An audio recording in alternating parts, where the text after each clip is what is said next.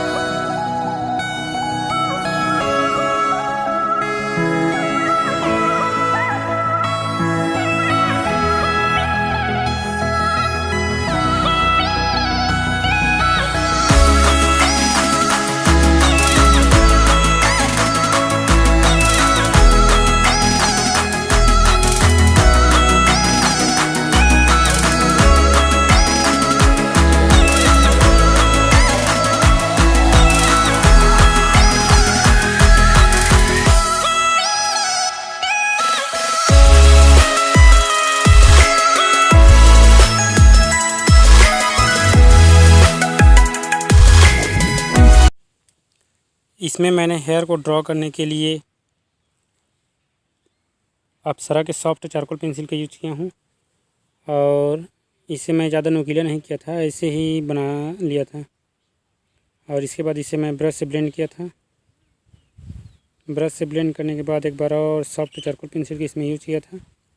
और उसके बाद इसमें मैं बैंगनी कलर का कलर पेंसिल यूज किया था, क्योंकि इसमें जो हेयर है वो हल्का से बैंगनी कलर था।